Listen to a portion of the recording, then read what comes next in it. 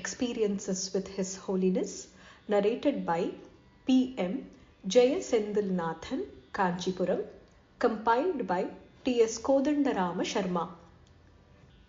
The Light of Knowledge. Continued. The provision of knowledge, knowing before it happens, is Jnana Punya gifted to Maha Periva.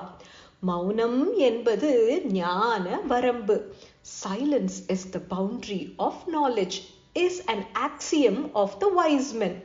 To remain without speech is the border of knowledge. Mahaswamigal was the book of silence. He did japam for an hour daily, remaining silent.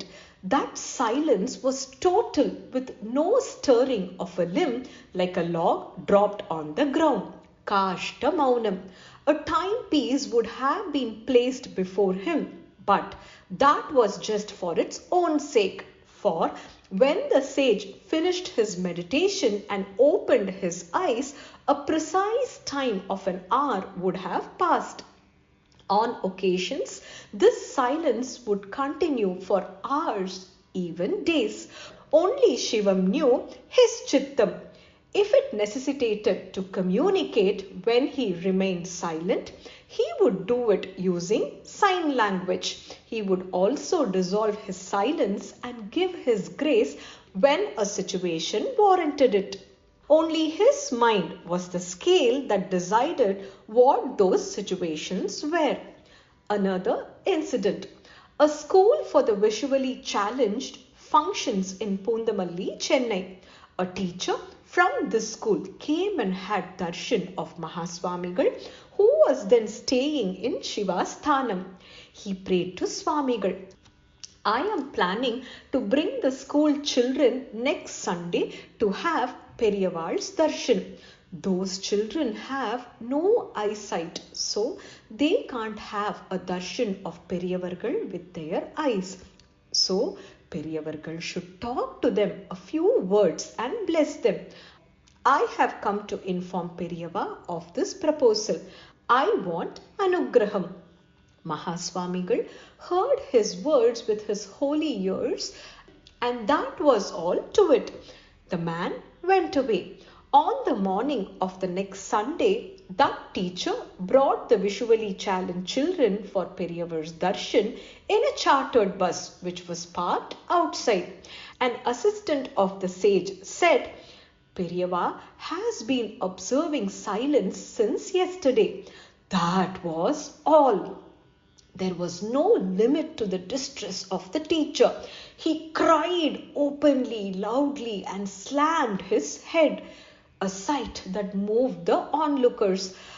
Alas, these children have no eyesight. They can't see Periyavargal. Only if a few words are spoken, they could hear them and be happy. Even if Periyavar does not talk to us, we would have a darshan of him and go away. What would these children do? It was only for these children that I came last week and prayed. Now I have become a Mahapavi, sinner who has disappointed all these children. The teacher sobbed and sobbed again and again. An unexpected situation. Periyavargal came out of his room and signed to the teacher to stop his wailing. He asked for a wooden plank to be placed near the well and sat on it. His silence dissolved. He called each and every child near him, patiently inquired the name, place, and the reason for the loss of vision, and blessed the child. The children had Periyavar's Anugraham for a full hour. He gave a big plate of fruits, raisins, and sugar lumps to the teacher, asking him to distribute them to the children. Everyone was immensely pleased with this Anugraham.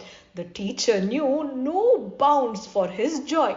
He cried even now, cried in distress earlier and joy now. Even today, it overwhelms the heart with joy to think about the incident when Mahaswamigal appreciated the needs of visionless children and dissolved his vow of silence to bless them with words, a silence that he did not give up even for President V.V. Giri or Prime Minister Indira Gandhi. Mahaswamigal is a Jnana Deepam that never goes off. Let us pray to the flame of light to guide us on our path. Periyava Sharanam.